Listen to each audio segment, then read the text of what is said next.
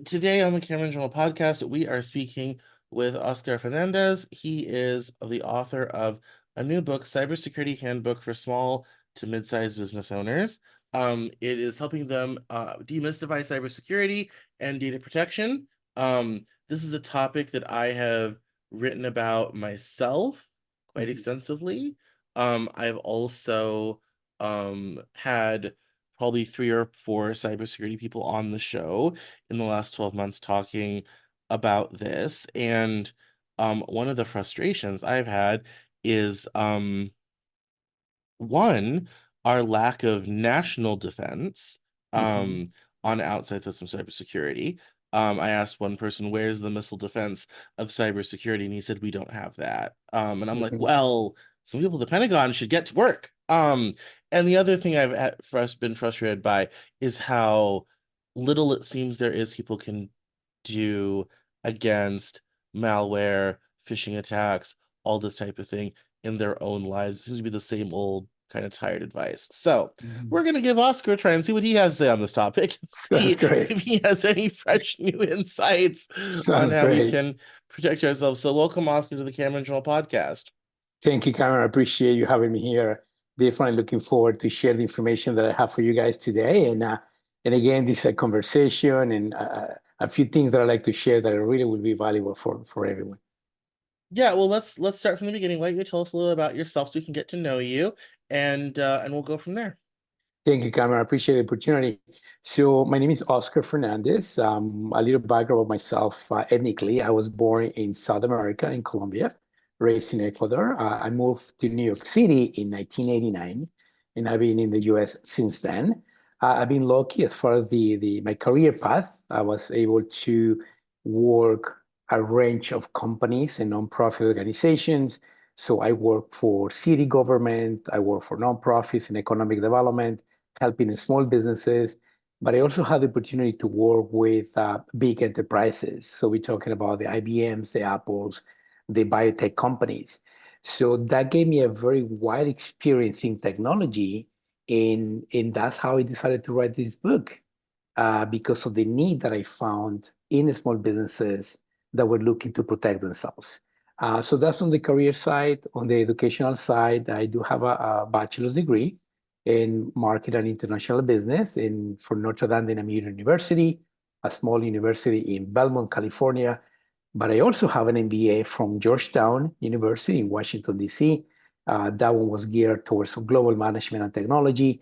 And locally, I've been utilizing those skills that I learned there. So together with my professional background and the education, I think have been a good combination to build this career path and to be able to share this information with people across the board.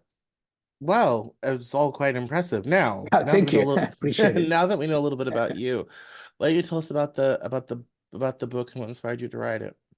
Absolutely. So back in the day when I was working for small businesses as a consultant, I consulted with them in a different range of topics. Later on in my career, I started working for corporate. So I worked for the big corporations. And that was when I began realizing that there was a gap between the big corporations and the small businesses. And the gap that I found was that, of course, the big corporations have the budget, the knowledge, and the personnel to implement cybersecurity solutions. So for them, it's almost an organic step to take to protect their businesses. But when I look back to the small businesses, sometimes small businesses don't have a budget, a large budget to implement a solution.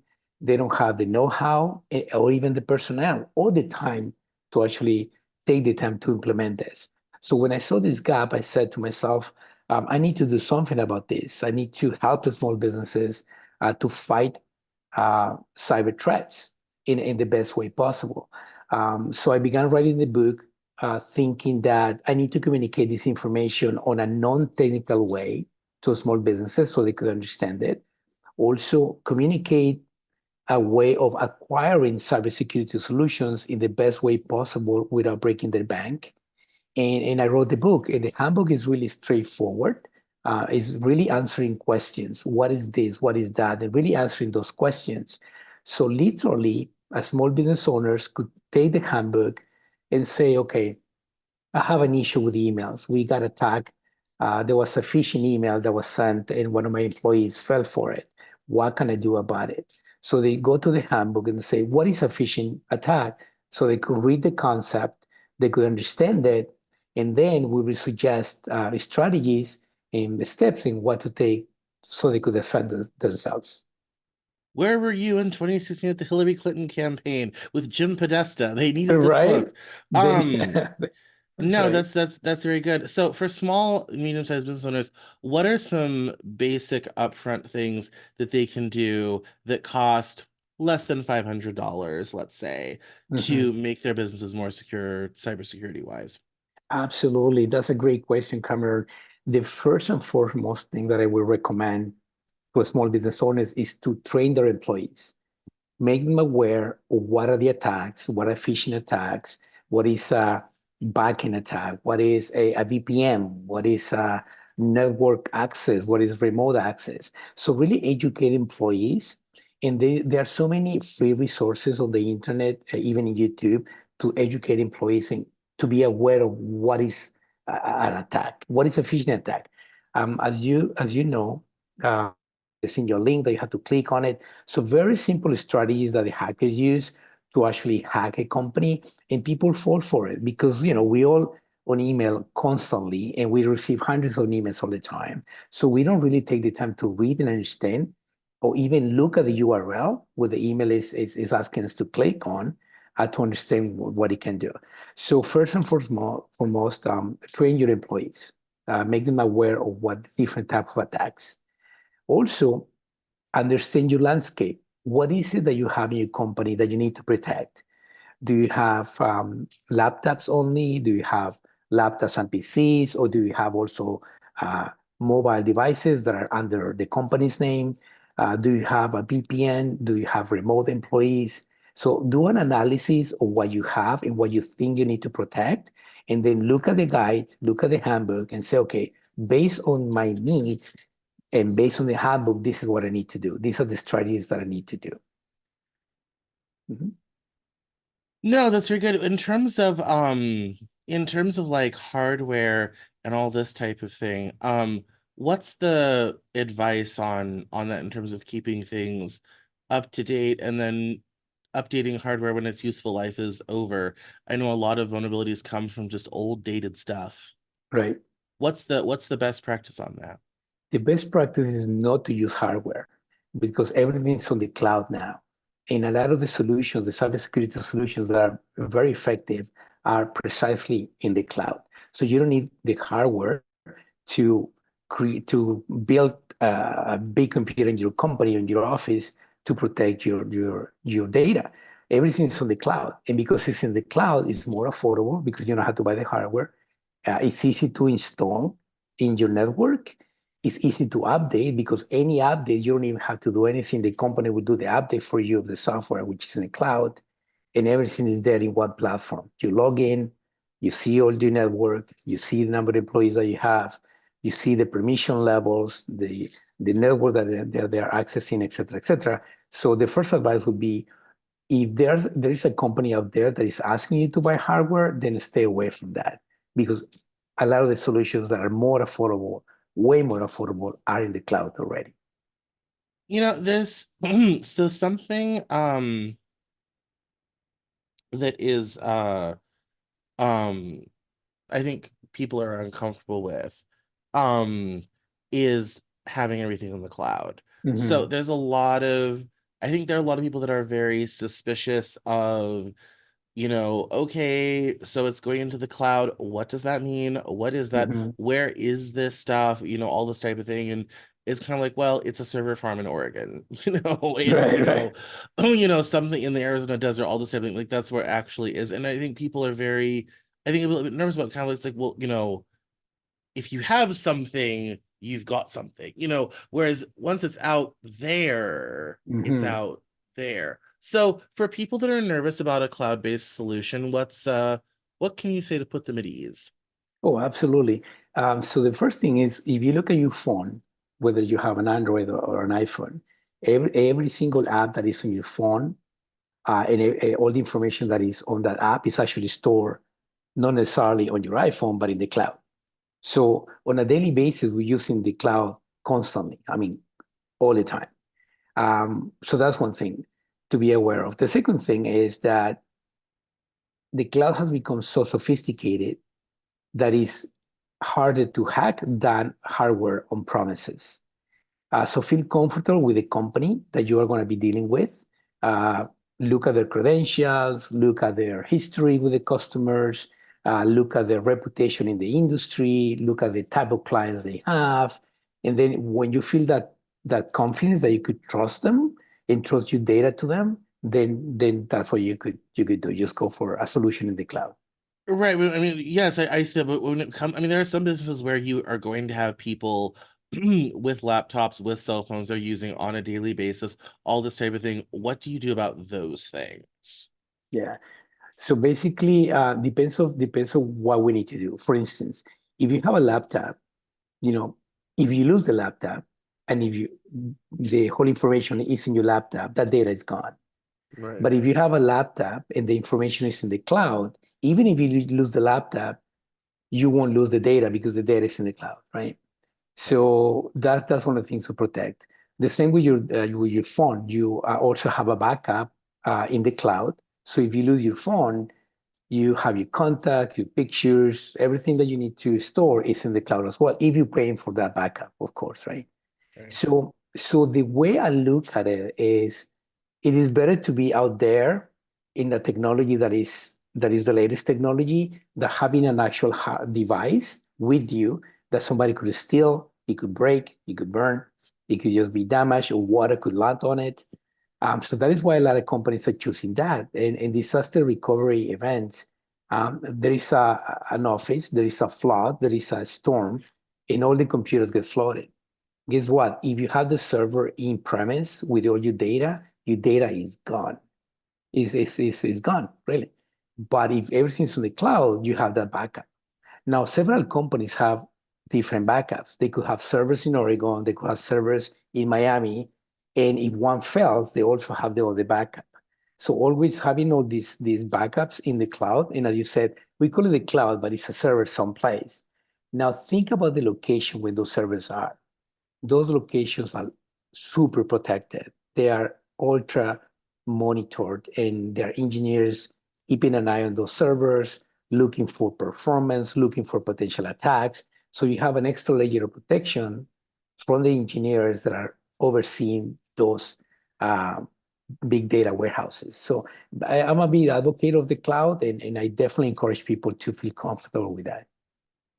No, that that makes a lot of sense. Now, when it comes to our, internet stuff in terms of social media, websites, all that type of thing, any tips, tricks, ideas? You know, what hackers are looking for is data because data is valuable because they could sell the data. So if you're engaged in social media activities, if you're very active using social media platforms, always try to protect your data. You have to, I mean, you could see it yourself. So many times we receive an ad offering the word and just enter your email here or enter your first name or enter your date of birth. And then people, we trust that device so much that we just enter the information and then your data is gone. So always question the source of what that's coming from and why they're asking you for that information. So always try to protect your data. And they have solutions for your phones and for your laptops that could disguise your IP. So whoever's trying to hack you, they don't necessarily know where you're located if you have a VPN that could disguise your IP address. So it's harder to hack you if you have that as well. So for those who are active in social media, always protect your data. Research the source of the request or who is if somebody's asking you or if a company is asking you, is this a legitimate request? I know myself in Instagram, sometimes you get ads that they offer these amazing products for like $1. And all of a sudden you find out that it's a company overseas that is just collecting money from people, products are sent. So always be aware of that. Always be aware of those scams. And right now is a time, Cameron, where attacks are happening every day. It's not even when it's going to happen. It's not even if it's going to happen, it's when it's going to happen because it's happening every day. It's a constant battle. So we are customers, we are very unprotected. As of now, our data is everywhere. And the only thing that we could do is monitor that our data is not compromised. And think about this. You hear about T-Mobile, about Target, the companies that are big corporations. They got hacked. Who pays the price? The consumer.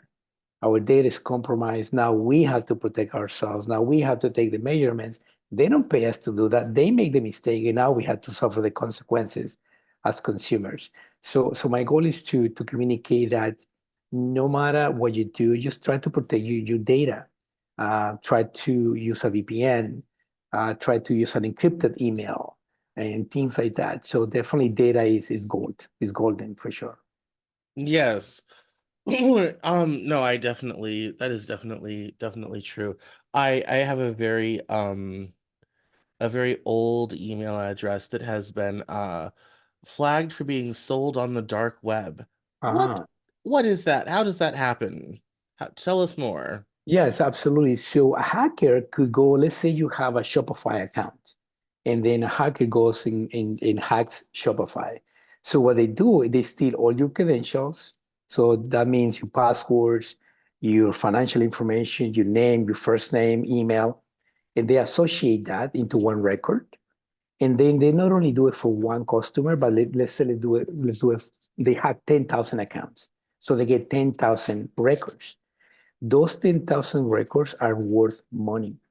So what they do in the dark web is they take these 10,000 records and they put them up for sale to the best bidder. Then somebody that it wants to hack Shopify or simply hack the customers buys that data. Now, so the hacker makes some money. Now the person who bought the data has all that information to utilize it for malicious purposes. They could either steal identity from people, or they could either try to hack their credit card information and steal money from there. So that's why a lot of things are sold in the dark web, because there are malicious actors that are stealing data from the general public, listing it like a Craigslist sort of thing in the dark web, and other people are buying it. And imagine that the company that Target, for instance, they have millions of credit card numbers stored on their databases. And if a hacker gets hold of that, I mean, that's like winning the lottery. They could go and charge $100 per card times 1 million cards, and Right. they cash in big time. So if one if so if like for those of us poor saps who've had this happen to us, how like is there anything because I get the alerts like there's nothing to be done. It's out there, it's being Mhm. bought and sold by the nefarious people. What do you do after that? Okay, so a couple of things that you could do. One, what email are you using for that particular account? Let's say you say, okay, this is the email that's compromised. Then remove that email from that particular account and use another email that you create. You could in Gmail or whatever Well, platform you yes, use. in my poor sad case, it's the email account itself that has been compromised. But yes, that's a good piece of advice. Just change the email address you're using. So that's Yeah, yes, that's very good. exactly. And if the email account itself was compromised, then you have to contact the provider and then work with them to inform them that your account was hacked. And then they will also help you to protect your account also. And what hackers are looking for are pieces of information that together makes an identity. Mhm. And the reason why I'm mentioning this is because one of the biggest recommendation I give to people is your online banking have a different email and a different phone number only for your banking. And don't advertise that email. Don't use that email for anything else but banking. And the same with the phone number. Because what hackers do is they try to find that information on the web, they link it together, and all of a sudden they could guess who you bank with. But if they don't have that email and they don't have the phone number, it's hard for them to do it. And I give an example. On my iPhone, I have two phone numbers, two lines in one iPhone. One line is used for my general life, my friends and everything. The other line is exclusively for my banking, which is associated with one email that's exclusively for my banking activities. And that's all I do. But I'll tell you one thing, Cameron, no matter how much protections we put out there and how much proactivity we do in trying to protect ourselves, hackers are very smart. They're smart people. So it's a constant battle. So what we could do is minimize the risk of being hacked because all of us are vulnerable. All of us could be hacked. But our job is to minimize the risk so you protect the data. Yeah.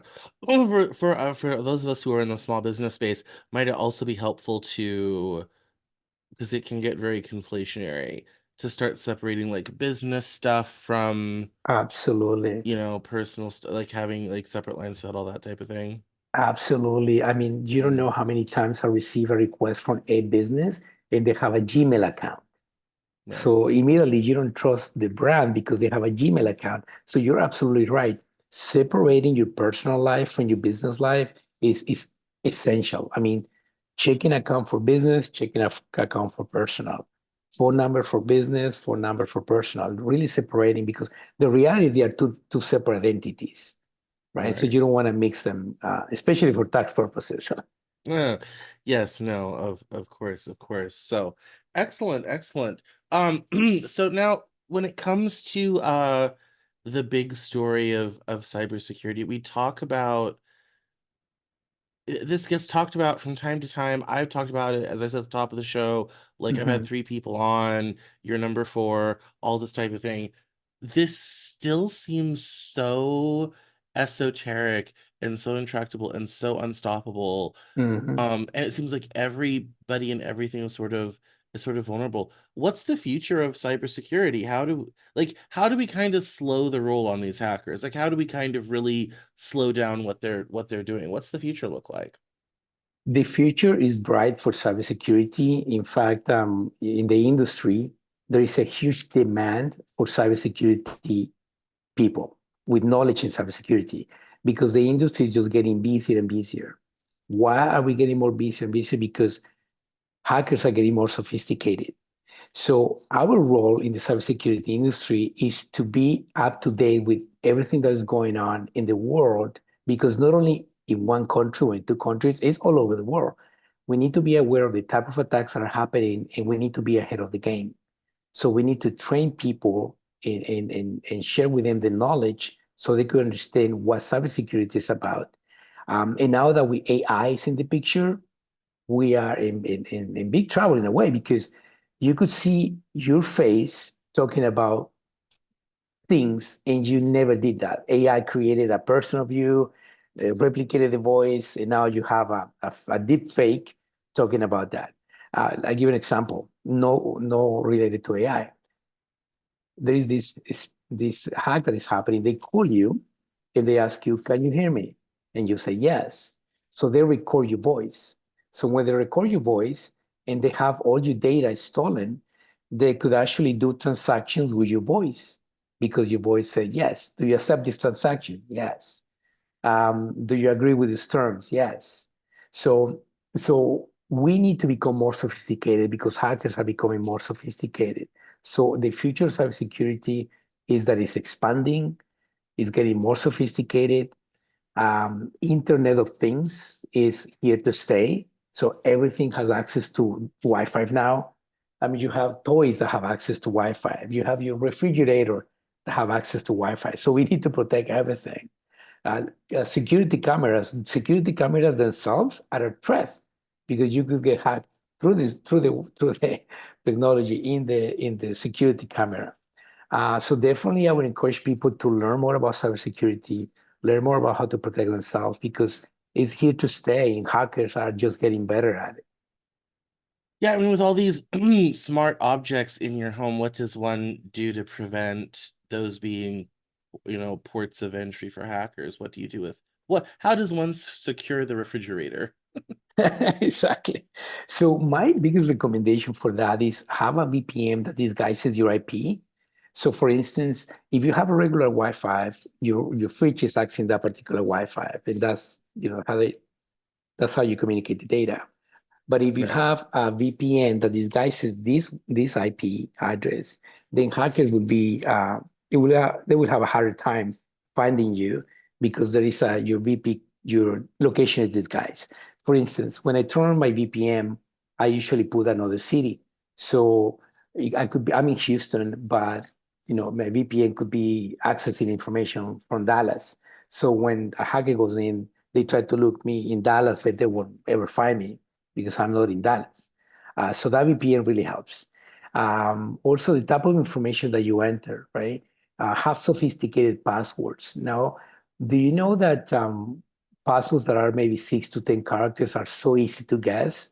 So if you have the time, set up a 15, 20, 25 character password that is very hard to decipher, and that will help too. Because nowadays there are machines that will guess the password. It will act, thousands of miles per second to Yeah. to guess the password. So definitely get a VPN for that.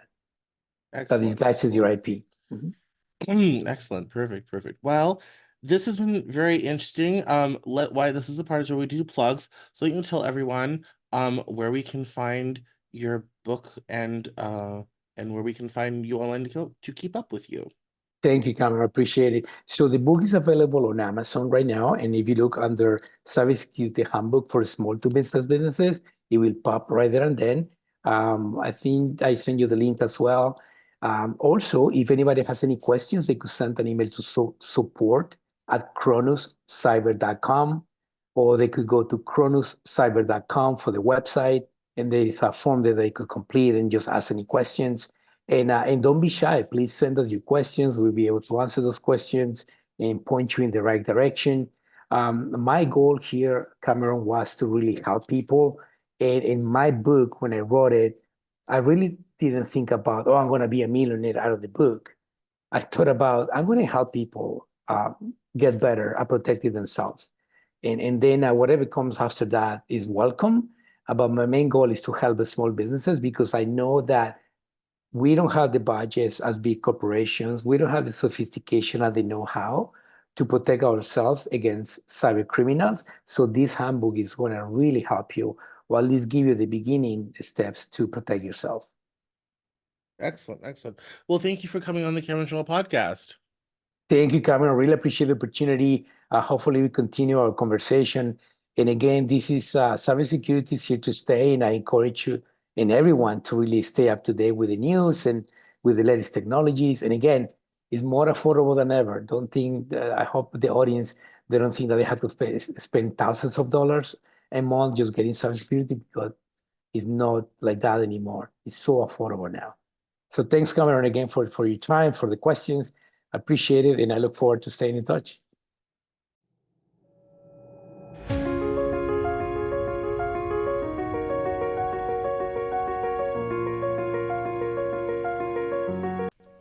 That's all for this episode of the Cameron Journal podcast. Thank you so much for listening. Visit us online at CameronJournal.com. We're on Facebook, Twitter, and Instagram, and I love to talk to my followers and listeners, so please feel free to get us on social media at Cameron Cowan on Twitter, and we'll see you next time on the Cameron Journal podcast.